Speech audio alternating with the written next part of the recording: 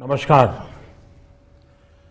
वर्ष 2021 का बजट असाधारण परिस्थितियों के बीच पेश किया गया है।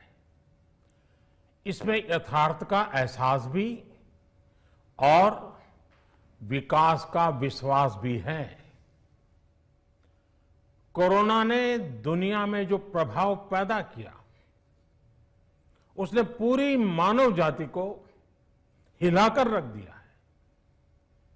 इन परिस्थितियों के बीच आज का बजट भारत के आत्मविश्वास को उजागर करने वाला है और साथ ही दुनिया में एक नया आत्मविश्वास भरने वाला है।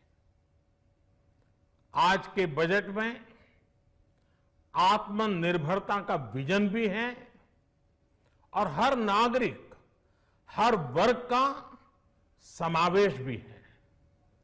हम इस बजट में जिन सिद्धांतों को लेकर चले हैं वो हैं ग्रोथ के लिए नए अवसरों, नई संभावनाओं का विस्तार करना, युवाओं के लिए नए अवसरों का निर्माण करना, मानव संसाधन को एक नया आयाम देना, इंफ्रास्ट्रक्चर निर्माण के लिए नए नए क्षेत्रों को विकसित करना, आधुनिकता की तरफ आगे बढ़ना, नए सुधार लाना।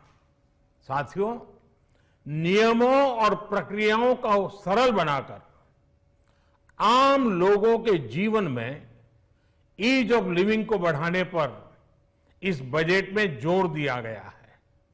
ये बजट इंडिविजुअल्स, इन्वेस्टर्स, इंडस्ट्री और साथ ही इंफ्रास्ट्रक्चर सेक्टर में बहुत सकारात्मक बदलाव लाएगा। मैं इसके लिए देश की वित्त मंत्री निर्मला जी को और उनके साथी मंत्री अनुराग जी और उनकी टीम को बहुत बहुत बधाई देता हूं। साथियों, ऐसे बजट देखने को कम ही मिलते हैं जिसमें शुरू के 1-2 घंटों में ही इतने सकारात्मक रिस्पांस आए। कोरोना के चलते कई एक्सपर्ट्स ये मानकर चल रहे थे सरकार आम नागरिकों पर बोझ बढ़ाएगी, लेकिन फिस्कल सस्टेनेबिलिटी के प्रति अपने दायित्वों को ध्यान में रखते हुए सरकार ने बजट साइज बढ़ाने पर जोर दिया। हमारी सरकार ने निरंतर प्रयास किया है कि बजट ट्रांसपेरेंट होना चाहिए।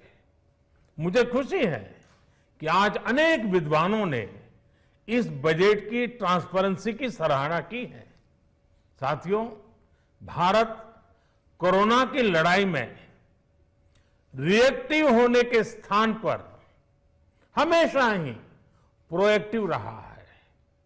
चाहे वो कोरोना के काल में किए गए रिफॉर्म्स हो या फिर आत्मनिर्भर भारत का संकल्प, इसी प्रोएक्टिवनेस को बढ़ाते हुए आज के बजट में भी रिएक्टिव का नामो निशान नहीं है। साथ ही हम एक्टिव पर, स्टेटस को पर भी अटके नहीं हैं और हमने इस बजट में भी प्रोएक्टिव बजट देकर के देश के सामने प्रोएक्टिव होने का संदेश दिया है।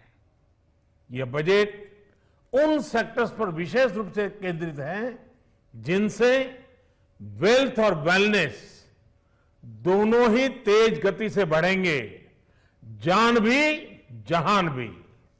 इसमें एमएसएमईज और इंफ्रास्ट्रक्चर पर विशेष रूप से जोर दिया गया है। इसी तरह ये बजट जिस तरह से हेल्थ केयर पर केंद्रित है वो भी अभूतपूर्व है। ये बजट देश के हर क्षेत्र में विकास यानी ऑल राउंड डेवलपमेंट की बात करता रहता है। खास तौर पर मुझे खुशी है कि इस बजट में दक्षिण के हमारे राज्य, पूर्वोत्तर के हमारे राज्य और उत्तर में लेह लद्दाख जैसे क्षेत्रों में विकास पर विशेष ध्यान दिया है। ये बजट भारत के कोस्टल स्टेट्स जैसे तमिलनाडु, केरल, पश्चिम बंगाल, इनको एक बिजनेस पावर हाउस बनाने की दिशा में एक बड़ा कदम उठाया है। नॉर्थ ईस्ट के राज्य जैसे असम के अनएक्सप्लोर्ड पोटेंशियल को टैप करने में ये बजट बहुत बड़ी मदद करेगा। इस बजट में जिस तरह से रिसर्च एंड इनोवेशन इकोसिस्टम पर बल दिया गया है, जो प्रावधान किए गए हैं, उनसे हमारे युवाओं को ताकत मिलेगी। भारत उज्जवल भविष्य के लिए बहुत ठोस कदम रखेगा।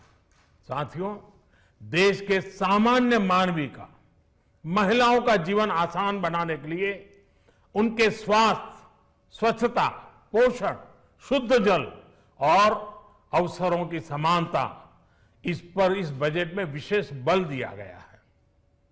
बजट में इंफ्रास्ट्रक्चर पर खर्च में अभूतपूर्व वृद्धि के साथ साथ कई व्यवस्थागत सुधार किए गए हैं, जिसका बहुत बड़ा फायदा देश में ग्रोथ और जॉब क्रिएशन, रोजगार के लिए बहुत लाभ होगा।